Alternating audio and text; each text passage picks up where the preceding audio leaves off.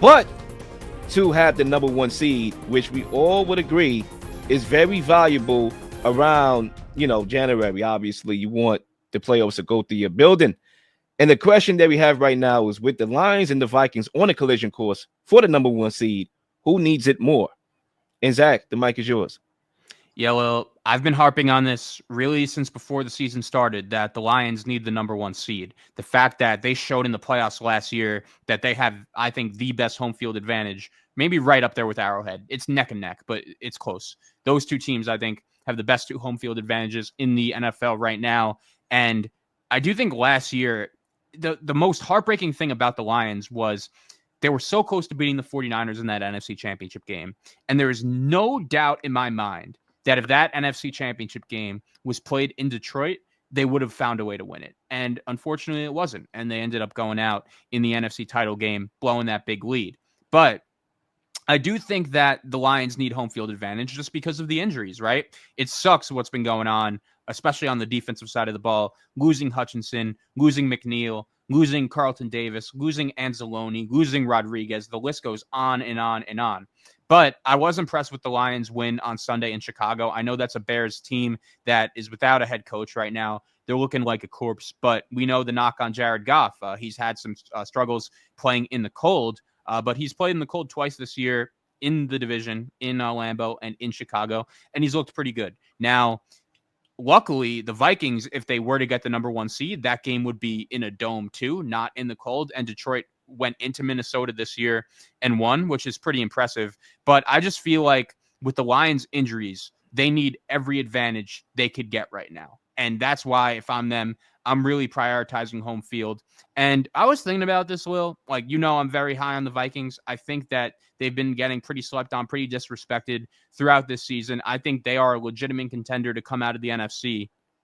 But, and I know this isn't an apples to apples comparison, but could the Lions kind of pull a 2017 Eagles where Nick Foles comes in for Carson Wentz after that shocking torn ACL injury late in the season? And when that injury happened, everyone wrote them off, like literally everyone. And they still found a way to go on and win the Super Bowl, not only get there, but win it.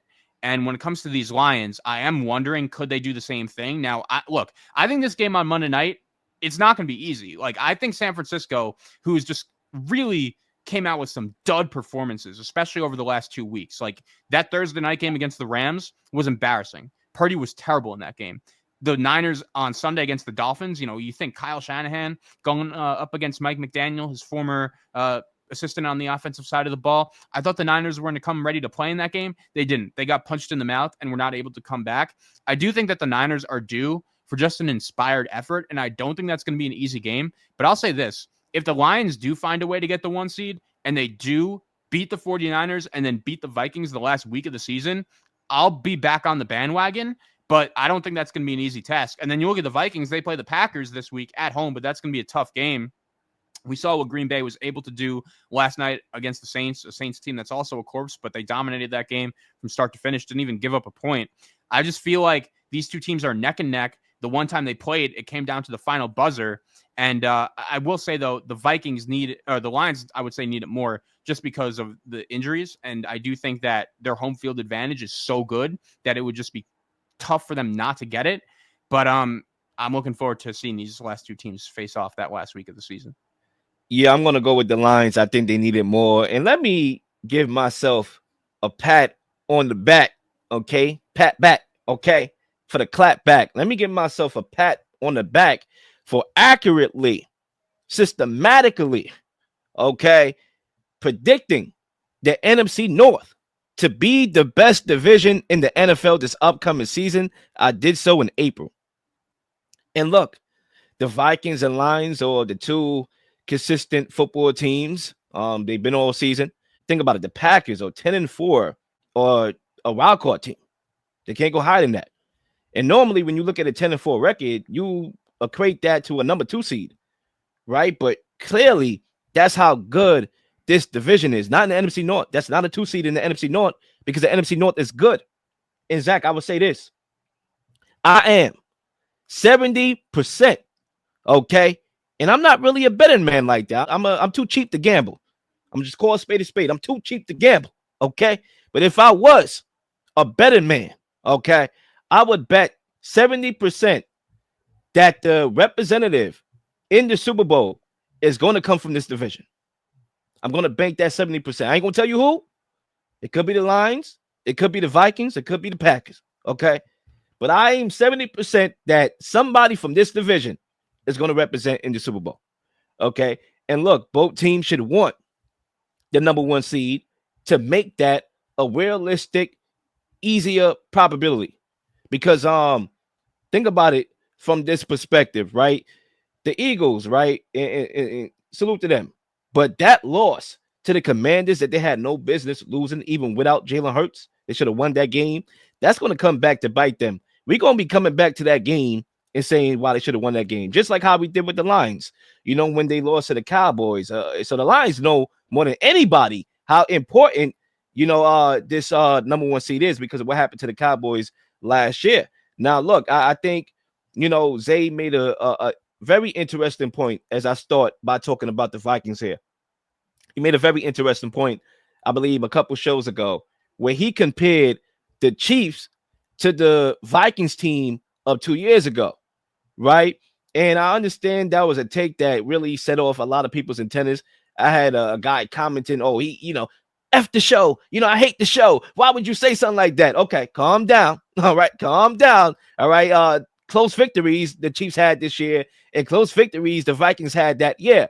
But I think the Vikings, this year's Vikings team, reminds me of a couple years ago Vikings team, okay, where they had a very phenomenal regular season, but realistically, I don't believe they're going to come out, and yeah, obviously still a probability, but I just believe in the Lions more. So that's why I think they need it more because realistically, I think the Lions have a very good shot to come out. And look, I don't want to throw shots at anybody or downgrade what the Vikings have been doing all year long. And I think that's where me and you is going to differ here, even though we agree on the actual topic. But Kevin O'Connell, very coach of the year. Sam Darnold, he's going to get paid. Okay, I get it. The defense is generating takeaways. It's been a special year, but that doesn't mean it's going to have a special ending. And I find it hard to believe, whether it's on the road, whether it's at home, that Sam Darnold's going to win out of 2-3 playoff games in a row to get to a Super Bowl. I just can't see it, especially when we are talking about his future with the team and if he's going to come back. Like I cannot equate the fact that we don't even know if this guy's a quarterback for the future, and I'm supposed to believe that he's going to win a Super Bowl or much less get there. Like, no, I just don't. So I'm going to go with the Lions because I think they have a realistic shot to actually, win the 2 home games and get there. And it's more about, it's not about the home court advantage for me because we saw the Lions go on the road, to Santa Clara and should have won that game, right? They blew that game. We saw Jared Goff winning the Cole a couple times this year, and we saw him winning the Cole a couple years ago in that last game of Aaron Rodgers' career with the Packers, right? On the road, Sunday night football, right? So it's not about those narratives that clearly is being diminished and untrue. It's about the bye. You talked about the injuries. It's the bye because clearly they have a lot of injuries, primarily defensively. But with the bye, David Montgomery is going to come back for the divisional round, right? And you're going to try to get your guys back. I think when you talk about guys like Carlton Davis, when you talk about guys like Aiden Hutchinson, clearly you have to go on a deep run to get those guys back in a Super Bowl run at that. So clearly what you want more so than home court is that bye that's going to come along with that home court advantage, which is why I think they need it more. Yeah, I agree. The bye is going to be very important. And I'll say this, whoever misses out on this 1 seed, I think is in trouble because, especially if it's the Lions, because the thing about the Lions is they've been really the team to beat in the NFC from the start of the season on. And I just feel like the thing that's so crucial with this is if you miss out on the 1 seed, not only do you miss out on home field, not only do you miss out on that bye, but you have to go on the road in the first round of the playoffs. And no matter who you're playing, whether it's Tampa Bay, whether it's Atlanta, especially if it's Detroit, that's going to be shocking. That's going to be like, damn, we spent the whole season in first place in the NFC, and now we don't even get a home playoff game? Like, I feel like that would be something low key in that locker room that could be very demoralizing, especially with those injuries. So Look, I agree. It's very unlikely that Sam Darnold and the Vikings are going to go on the road and win 3 straight playoff games. I don't really see that happening. But if they get home field and the number 1 seed and they prove if they they control their own destiny, both these teams do because they play each other. So if the Vikings beat the Packers on Sunday and then beat the Lions the following week, I don't like what wouldn't there be to believe in this team? I think this team is much better than the team 2 years ago that went one and done and lost to the Giants in the playoffs because I think O'Connell is just a better coach now than he was back then. They also have Brian Flores right now, one of the best defensive coordinators in the game. The reason why they lost that playoff game to the Giants was because Donatel's defense couldn't get a stop on Daniel Jones. I think that unit is much better. You have Jordan Addison, who wasn't in the mix that year. You have Aaron Jones, who wasn't in the mix that year either. Like, I think this Vikings team is a lot better. And I think these next 2 games are really a huge opportunity for them to make a statement. Like, I do think that win on Sunday in Seattle was great. It was a comeback win. I think that was maybe the best throw I've ever seen Sam Darnold make, considering the degree of difficulty, considering the circumstances. But if they beat the Packers and the Lions the next 2 weeks and get that number 1 seed, which I think they can, by the way, then we have to start having different conversations about this team as not only the top team in the NFC North, but the team to beat in the NFC period. And I just feel like the difference between the 1 and the 5 seed is crucial because whoever gets that 5 seed, yeah, then I'm not going to be feeling too great about them. But if either of these 2 teams get the 1 seed, whoever does, I think that puts them in the driver's seat to go to the Super Bowl. The Lions, I believe, only have 2 losses, right? Yeah, but so do the Vikings. So basically, the Lions only need to win 1 more game, barring that it's against the Vikings. Because if they end up with a tiebreaker with Philly, I believe they get the edge.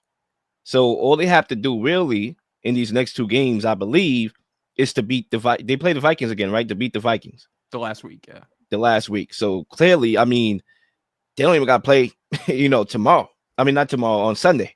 Okay. Or Monday. On Monday. They don't have to play the next game. They literally could rest, clearly with the injuries that they have, take a little bye here, and get up for that game. And all they got to do is win that game. Then they got the number 1 seed. So, Zach, I propose this question for you. Do you think they should do that? I don't think it's in Dan Campbell's nature to do that, especially, I'll say this, especially considering the opponent, right? Like, if you're in that Lions locker room, you kind of want to get some revenge on San Francisco. I do see what you're saying, though. Do you maybe kind of ease off? That's the thing about Ben Johnson, too. I'm sure you saw that trick play he ran against the Bears, that like fake stumble and fumble. And I was like, damn, like that was a great play call, very creative. But I was kind of surprised he used it against the Bears when they were up by a lot. But hey, maybe Ben Johnson was auditioning for that job. Like, do you maybe keep some of those plays in the playbook and save them for Week 18 against the Vikings or in the playoffs? But, literally. Yeah. I mean, I'm going to say right now, I think there's a good chance the 49ers win that game. But as you just said, it might not even matter. And hey, Vikings Packers, that game is no joke either. That's going to be a good one. Yeah, definitely. Because that Lions game is on Monday night, right? The next Lions one. Niners, yeah, 1 week from. So I mean, if the Vikings lose to the Packers on Sunday, then what are you playing this Monday night game for? Yeah, I mean, again, I think they want revenge on San Francisco, and I don't think it's in Dan. You Campbell's want revenge on an injured team that's not at full strength. Okay, I can understand if their season was about to end, because of you playing, and you have a chance to end their season. Their season is already over mathematically, and systematically they broken down. They don't even got no body. So you want revenge on a what is this, wrestling? Cashing in the money in the bank when the opponent is clearly knocked out by the Undertaker, and you 1, 2, 3, I won. No, come on. Okay, rest up and try to win against the Vikings. That's would be the approach that I would take. But my last point on the Lions, going back to this play that I would like to play again, because we all know that and that's a very good point, Zach, that you brought up, because clearly, I mean, you couldn't save that play for the games that matter.